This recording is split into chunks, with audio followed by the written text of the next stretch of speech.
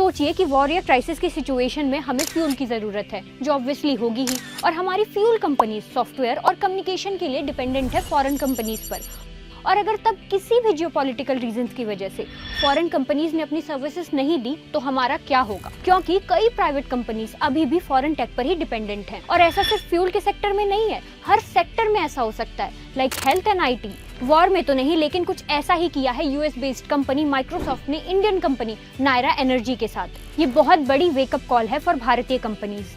EU ने नायरा पे sanction लगाया क्योंकि नायरा का 49% स्टेक रशियन कंपनी रोजनेफ्ट के पास है, और EU का कहना है कि Nayara Russian crude oil refine करता है, जो इनडायरेक्टली रशिया को सपोर्ट करता है रशिया यूक्रेन वॉर में। लेकिन माइक्रोसॉफ्ट एक अमेरिकन कंपनी है और इंडिया या US के लॉ के अंडर उसको ये सैंक्शन फॉलो करने की कोई जरूरत भी नहीं थी। फिर भी बिना किसी नोटिस के उन्होंने सर्विसेज स्टॉप कर दी, लाइक माइक्रोसॉफ्ट आउटलुक और टीम। सोच कर देखिए कि आपकी कंपनी का पूरा कम्युनिकेशन एक दिन में रुक जाए, सारे ईमेल्स, फाइल्स, चैट सब इनएक्सेसिबल हो जाए तो कितना मुश्किल होगा ऑपरेट करना। और माइक्रोसॉफ्ट इंडिया में ऑपरेट कर रहा है और इंडियन गवर्नमेंट बोल चुकी है कि हम EU के यूनिलैटरल सैंक्शन को नहीं मानते, तो माइक्रोसॉफ्ट अपनी मनमानी कैसे कर सकता है? हालांकि तुरंत नायरा को माइक्रोसॉफ्ट का इंडियन अल्टरनेटिव मिल गया। उन्होंने Mumbai based Indian company Rediff से टाई अप किया for cloud based email services, लेकिन ये पुरानी फाइल को एक्सेस नहीं कर सकता था। नायरा ने तुरंत दिल्ली हाई कोर्ट में केस फाइल किया और फाइनली माइक्रोसॉफ्ट ने सर्विसेज वापस चालू कर दी।